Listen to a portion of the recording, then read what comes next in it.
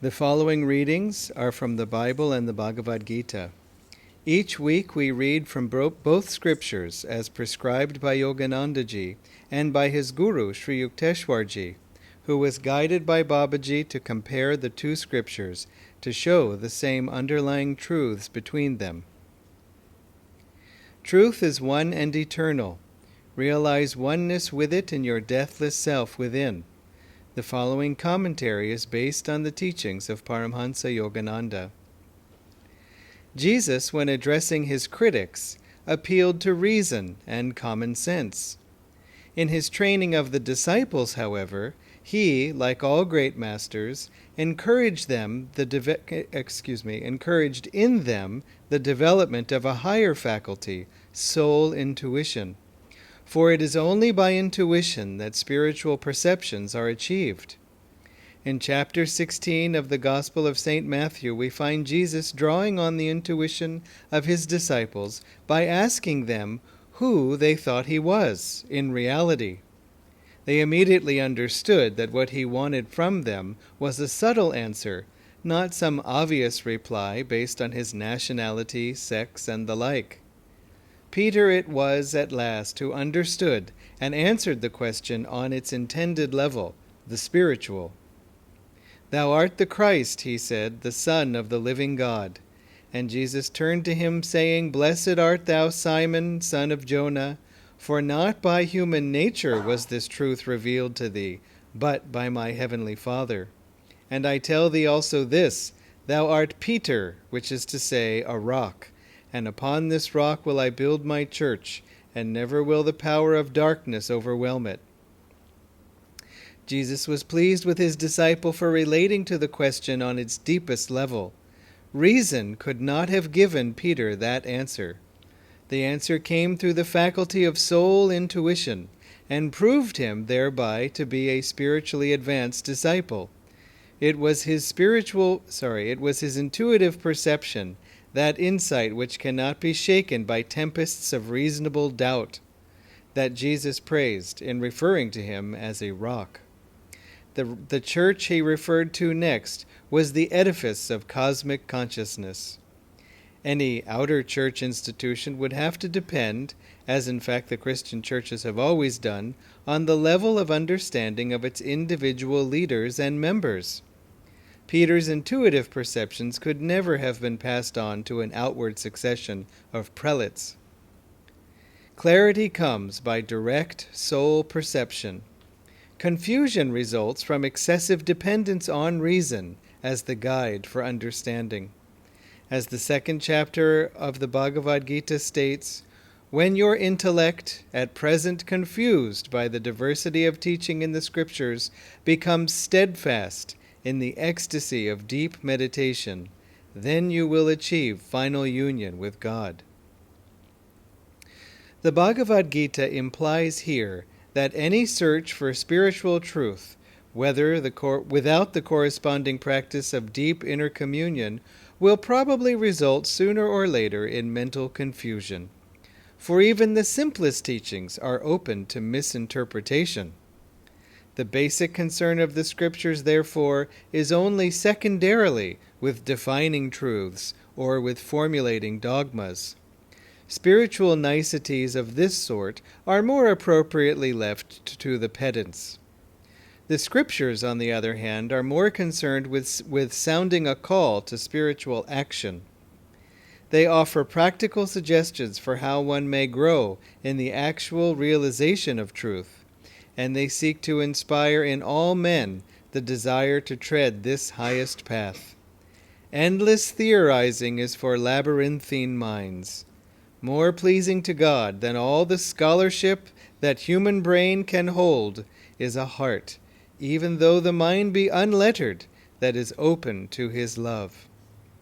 The way to know God is by stilling the mind, and not by agitating it, by deep meditation, and not by reasoning intricately from countless scriptural premises.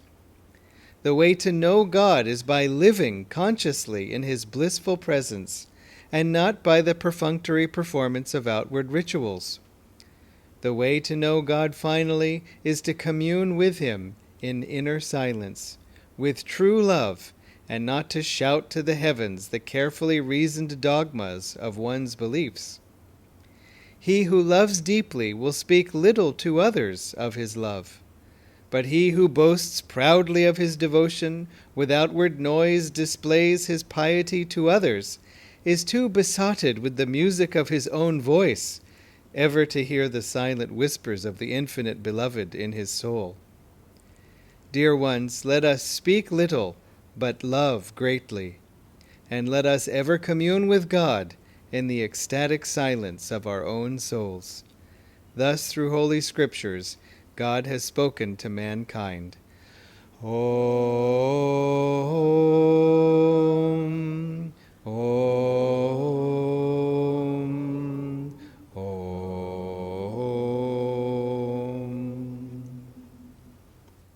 I feel like I often talk about intuition and the need to meditate deeply to create calmness. In fact, the last time I spoke a lot about the need for calmness.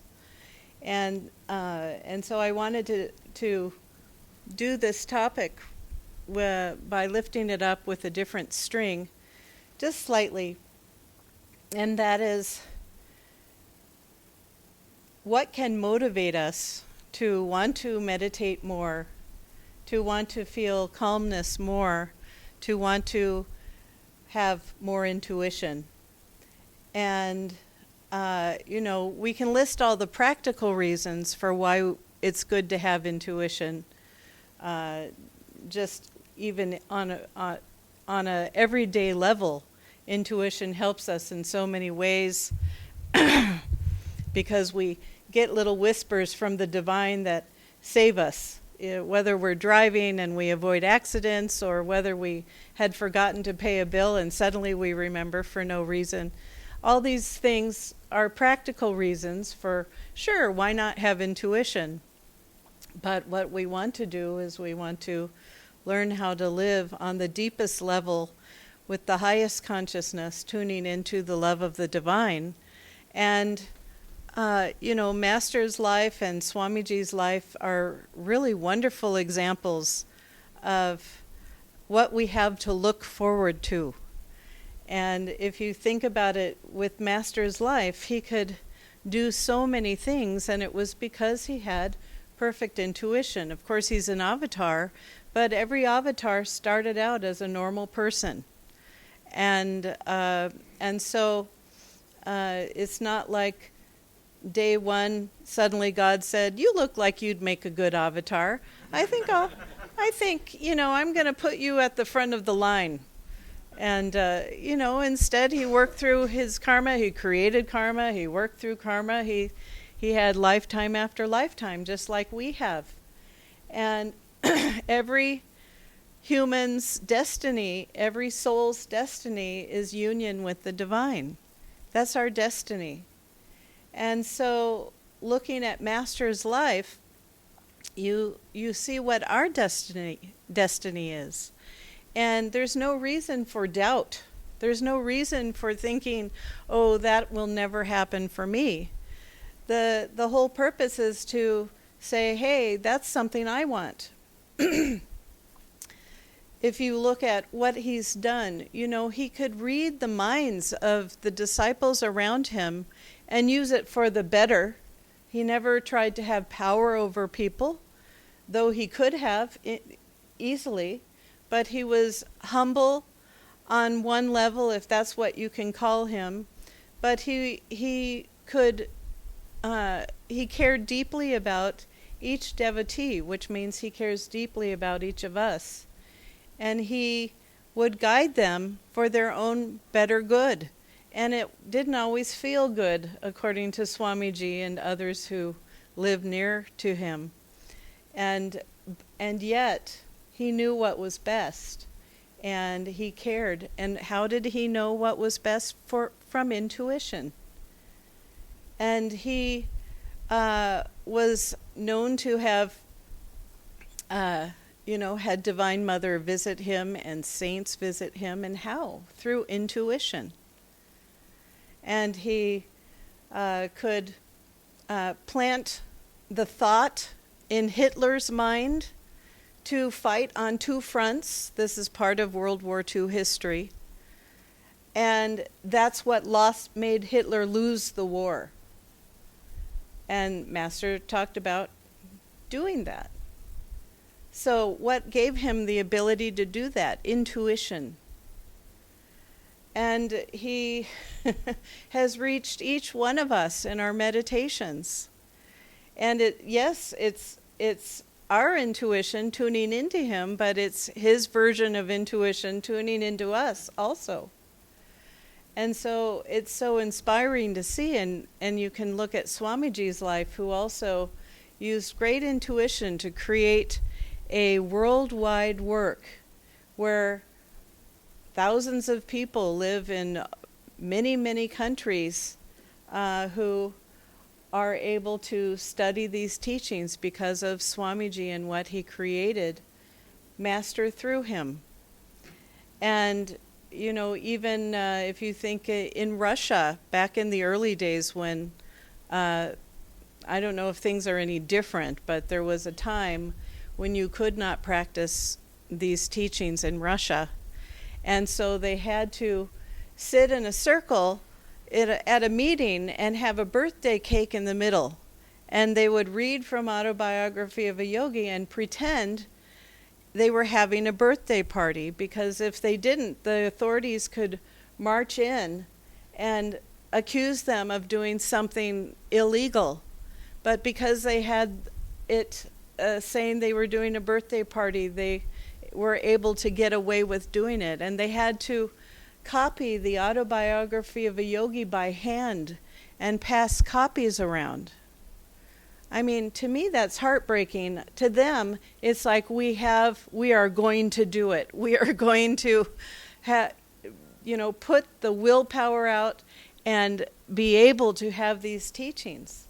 And so, this organization that Swamiji has created with Master through him only, as he always says, has helped thousands and thousands of people. Even here, we've had hundreds of Kriya bonds, and, it's not something we say, oh, we did it. We never say that. But Swami's guidance in everything we do is very, very important. And he very often knew certain thoughts. There was one time when I was thinking something, we were going to have a little event, and I thought, wouldn't it be nice if we could have it in a garden that's on Swamiji's property at the not the meditation, at what's called Crystal Hermitage there. And I thought, wouldn't it be wonderful if we could do something in that? But that garden is kind of private. It's Swamiji's private area. And but he wasn't there. He wasn't in town. But he could have been in town at any moment, probably. So anyway, I wrote him a letter asking about that. Could we do that? And then I immediately felt, no, that won't happen, and it shouldn't happen. And then I saw him later, and he said, I think you got my response. That's his intuition saying he knew I understood. And so, this is intuition. This is what this whole reading is about, intuition. We want that. Don't we want to be able to experience the ability to have complete compassion with others, even others who hurt us? Don't we know on the deepest level that when people hurt us, something is going on with them and it's not our fault? That when they hurt us, something's going on for them. And so our intuition can help us have compassion, meaning not just, turn the other cheek, slap me as much as you want. Not that, but saying, to oneself, if I really meditate on it, I can kind of see where this comes from inside of them. I can kind of see, given their experiences or given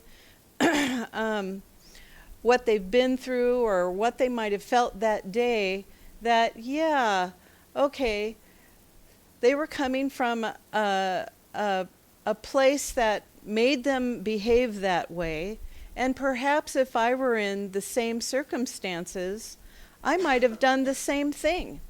You know, there's this wonderful saying called, "There but for the grace of God go I." Meaning, many people can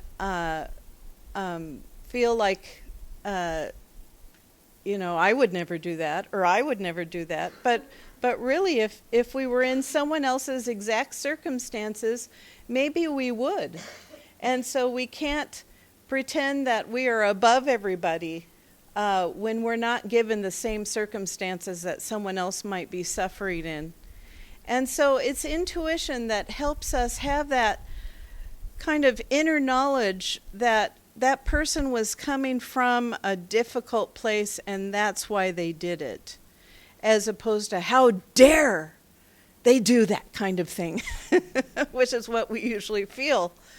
But usually that can be an initial response. How dare they do that? But then you meditate on it. You try and have a softer heart. It doesn't mean you don't stand up for yourself or say something appropriate to, whatever you're guided that you should say. But perhaps you don't do harm back. And perhaps you don't create more karma when you're dealing with that person by hurting them back, because then you have done exactly what they've done. They've hurt you, and then you hurt them, and the whole thing happens. But there's a part of us that wants to have deep compassion for others.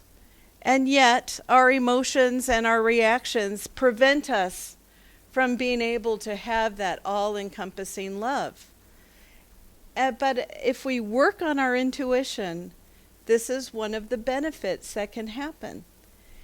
And what about when we're in circumstances that are so dire and we feel like we're just being tortured by God? How dare you do such a terrible thing to me? I'm really mad at you. Why are you doing this? Of course, many people will say, oh, I would never say that, But on some deeper level, they're feeling that way. You can say, you should never say that out loud. But Master said, look, give everything to the divine. Give everything to God. And so when we're in those circumstances that are just so ridiculous and so difficult, and in fact, the world is kind of presenting that to many people right now. A very difficult circumstances. Maybe I'll mention there's some very difficult astrology going on in the sky right now. And sometimes that can help us understand that when the planets are doing some difficult things, having difficult conjunctions, it can affect us humans on Earth. And Master has in his chapter on the stars in Autobiography of a Yogi, talking about the influence that the stars can have. Of course, the guru is the best protection for that, but it still, as humans, we're still affected by those astrological influences that happen. It's kind of like the weather. What's the weather out today? Oh, it's really sunny. Great. Oh, although in Chennai, oh, it's really cloudy. Yay, that's great weather. But in any case, astrology and the thing that happens with it is often like our weather that's going on. There might just be some difficulties going on. The only purpose really of understanding it is to say, oh, that's why I reacted that way. Maybe I'm feeling a little extra pressure inside from something. I better calm down a bit so I can kind of reach either over it or go deep inside and go under it, through it, whatever it takes. But don't we want to have that perfect intuition that knows why we're going through things? Don't we feel that a lot of our suffering would go away if we understood why something happened to us, why it's going on, what our lesson is supposed to be? This is what intuition brings. Intuition will tell us sooner or later. I remember going through something really, really difficult when I was in my 20s, and I said, Master, please tell me in a year why I had to go through that. I know I can't know now, but let me know in a year. And that helped me let go of saying to myself, why? It shouldn't have happened. It shouldn't have happened. I thought I need to accept this, but what would really help, I thought, was understanding in a year. And you know, a year is a really good expectation, I think, to have on difficult circumstances. If you just say, in about a year, kind of help me understand more. In a year. If I can't understand it now, help me understand in a year. And that can really, really help. And that means your intuition will be working, trying to hear Master over that year, trying to see signs of growth and signs of things that might have happened in your life. Maybe on a more subtle level. Oh, you know, I went through that terrible time, but I'm able to meditate better, or somehow I feel more humble in my life, like I don't have control over all my circumstances like I thought I did. And, you know, some things can happen that are very uncomfortable. And you kind of let go a little bit, let go of that need to control. And, and so don't we want to know those lessons? The only way is through intuition. The only way to really understand those lessons is through intuition, those life lessons, and to have faith that there is a good reason why it happened. This is something we all struggle with. You know, nothing could be good from this circumstance that just happened. Nothing. Now, maybe it's satanic and evil did it. Maybe that's something that happened. But still we learn to be strong. And Master said, you don't get strong wrestling babies. Master said so many perfect things. And so, you know, so we just desperately want to know why. We desperately want to understand our circumstances. Once we get through that reaction of I hate this circumstance and I wish it never happened, that kind of thing, the only thing to do is accept it on some level and work with it, you know, and not deny that it happened, but to have it. And then here's the clincher. When before we're born, we meet with either our guru or some guide, and we decide how this life is going to go. This is stuff Master said. We have chosen these difficulties. Now, isn't that the clincher? So we not only have God to blame, but we have ourselves to blame, that every circumstance in our life that has led us to growth is something we chose as part of the map to this lifetime to help us learn the lessons we need to learn. And, you know, take that. That is not an easy teaching, especially when something really difficult has happened and we just feel that we could never understand it. But the fact that on a deeper level, our soul knows what's going on and what does it take to accept all that is intuition. To really be able to tune into the fact that, okay, a part of us knows this is for the better. A part of us really wants to grow in this lifetime and not just have a simple life where we're skipping around and just picking daisies and having no challenges. Life would get very boring if we didn't have those challenges. Of course, on an everyday level, we prefer not to have those challenges because we feel we have too many challenges. And yet, here they are. And there's the famous saying, God doesn't give us more than we can handle, which sometimes doesn't feel true, does it? Because it'll be so many things that are difficult happening. And yet, intuition is the only thing that's going to get us through the clouds, to listen, and I don't mean just listen for understanding, listen for knowing. Knowing is, I know God is there, loving me deeply, knowing exactly what I need to understand, to feel, to grasp, and grow to have a deeper love in my heart through this whole thing. As you saw, Swamiji said, let's talk less and love more.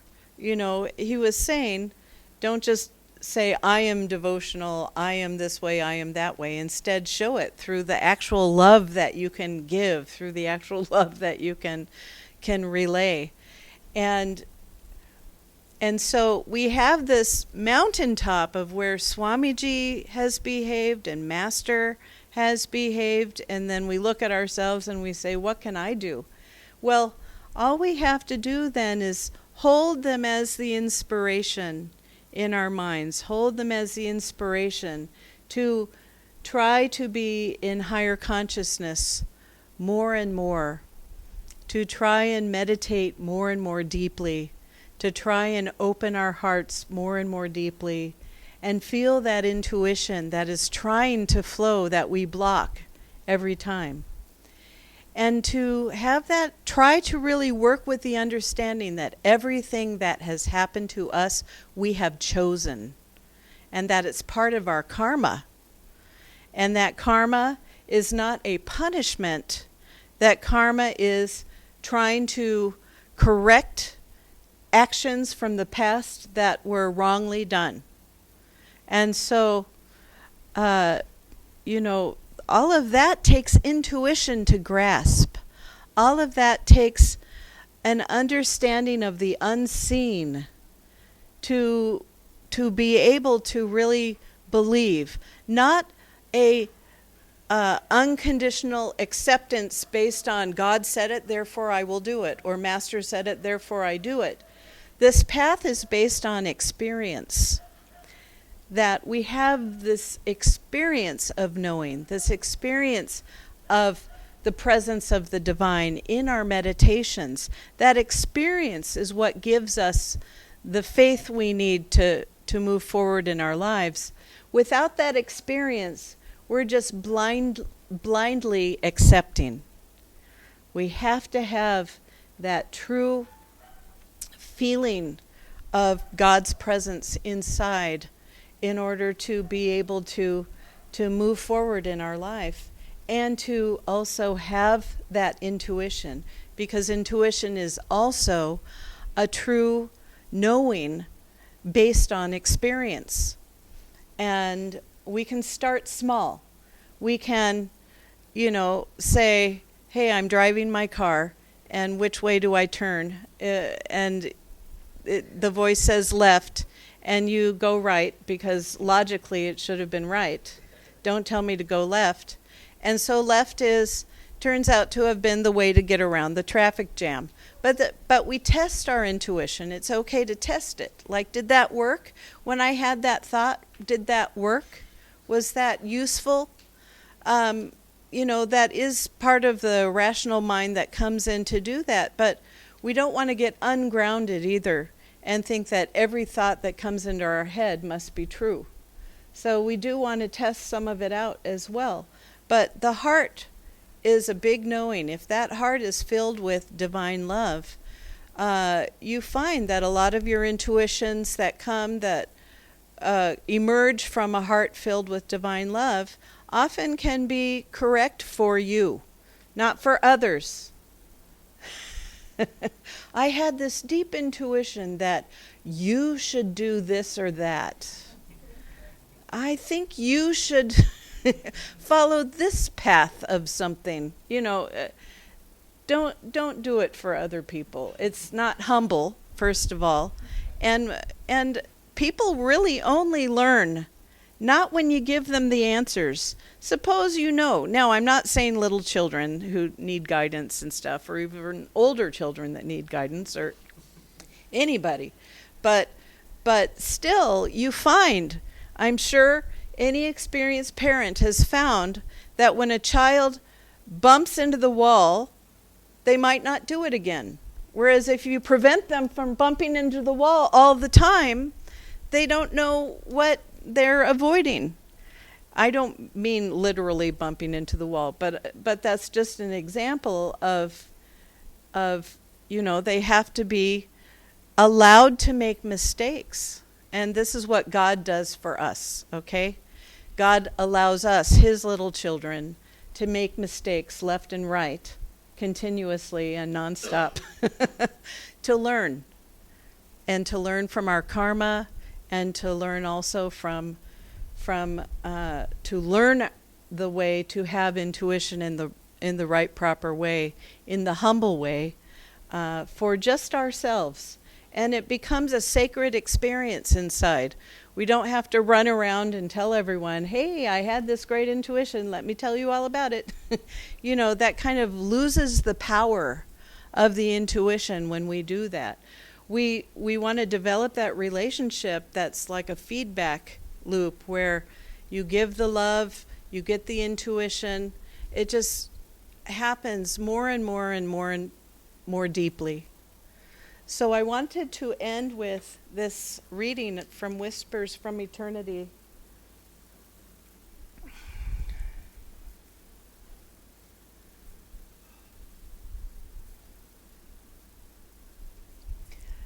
Written by Master. I will broadcast my voice with the chorus of thy songs, with the soft finger touches of my soul intuition. I tuned the radio of my inner perception. At first I caught only the sounds of nearby experience. Then came a symphony of inner harmony, followed by sweet strains from my heart's orchestra of finer feelings. And then came the swelling chorus of my age-long cravings for thee. All these I caught on the radio of my soul as I kept tuning my perception, waiting to catch the whispers of thy voice. O guardian angel of all souls, with infinite patience, I went on tuning my radio. At last, when I was almost prepared to give up further trying, thy song burst upon my heart. Oh, let me broadcast through my every word now the chorus of thy songs.